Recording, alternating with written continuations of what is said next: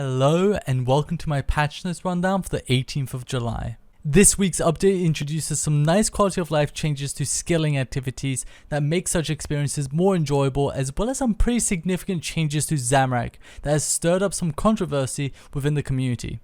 Without further ado, let's get right into it. Leprechauns and farmers now remain in place rather than wandering about the farm. Farmers now offer items for sale in a shop interface rather than through a dialogue. Farmers now have pay to look after patches as their left click option. All 4 entrances to Pyramid Plunder now take you to the Guardian Mummy instead of 3 out of 4 random entrances leading you to an empty tomb.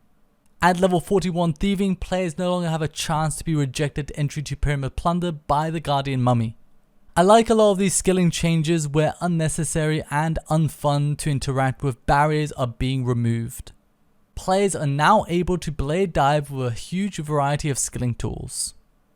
Adjusted Zamorak's common drop table by reducing alkables and the overall value across all enrages. Also adding blood runes to the drop table and removing Sirenic scales from the drop table.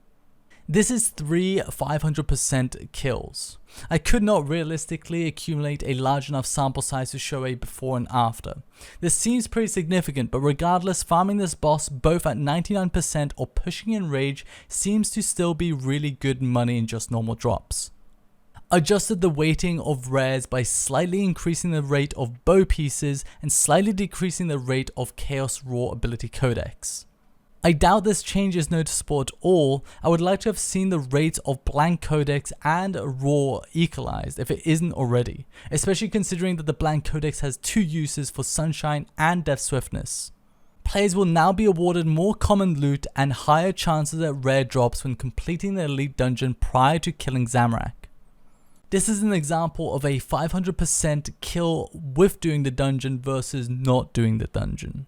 I'm personally not a big fan of incentivizing and pushing the elite dungeon onto players when I think the vast majority of them have more fun just doing the boss.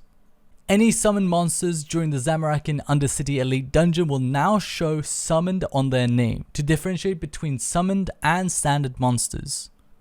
Generally, there's never a requirement to kill summoned monsters, so this gives you an indicator of what you need to kill and what you don't need to kill to pass barriers. Completing the Zamorak Undercity Elite Dungeon in normal or enraged mode will now progress daily dungeoneering challenges. Continuing with Zamorak Lord of Chaos. Enrage is now shared between groups of 2 to 5 players. So basically here I'm showcasing that my 5-man progressed enrage is 770%, which was originally locked to my 5-man enrage progression, meaning if I did a duo kill prior to this change at 770%, my enrage progression would go from 0 to 10% for duo, but now I can freely progress my enrage for 2 to 5-mans. However, after a kill with a team at 800%, my progress in rage didn't go from 770 to 780 like normal, it went straight to 800. This means that if you're at 0% in rage and you do a single kill at 2000%, your enrage will be pushed from 0 straight to 2000, essentially skipping 199 kills of pushing in rage.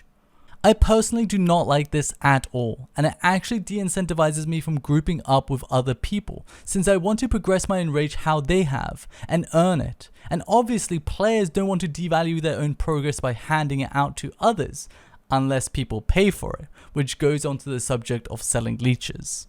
This should either be reverted to the old system where you always progress 10% enrage no matter what, or make a catch-up system where it progresses your enrage based on the difference of your current enrage and the enrage you're doing. For example, let's say you're at 0% and you do a 1000% kill.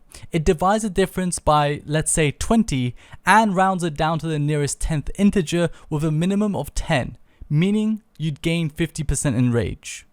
Also, I want to thank What's RNG, Prada and Hello Bye for helping me get this footage and test this. Funny enough, we got a bow drop on the single kill. I decided not to take the split since they subbed out a teammate for me to test this, and obviously they were helping me out, but the chances of this happening was hilarious. You know how dry I am? Oh no way! Oh! Wait! You could split it. You could split with him instead of me. That's fine. No, 100%, 100%. You guys split it with him, then over me. There's no way! Do you know how dry we are? I had like a premonition. I was like, oh my god, it's gonna happen, isn't it? We're gonna get a bow piece in this 800% kill. You will now hear Zamorak's voiceover even if you are in the Infernus. Feel the rage of a god!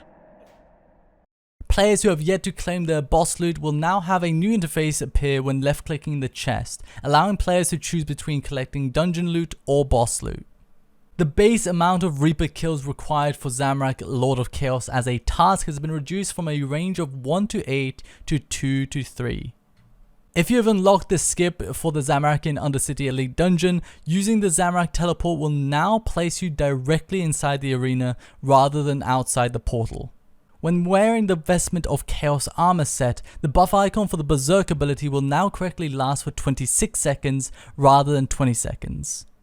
Fix an issue that would cause Zamorak to appear in an incorrect location during Phase 7. I personally like this bugged location more for solo. It would make positioning for larger teams easier, but the solo experience in Phase 7 is really bad due to the rune symbols being so far away from the boss, making it harder to prepare if you get bad RNG and 2 back symbols are chosen. The inner chaos buff is now cleared after killing Zamorak or teleporting away from the boss arena. Updated visibility of rare drop animation around the player.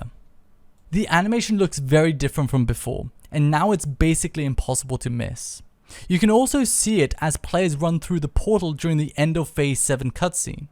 I really like this idea popularized by old school RuneScape, behind notifying players that they got a unique drop before looting. Damage done to Raksha's shield is no longer capped based on Raksha's remaining health. Half the drop chance of dinosaur eggs from segregation and care styling. And that's it for this week's patch notes. I'm curious to know if the enrage progression at Zamorak is actually intended, and if it's not, are they going to roll back players to sustain the integrity of reaching such high enrages? I guess we'll probably have to wait and find out next week. Anyways, that's it from me. Thank you for watching and take care.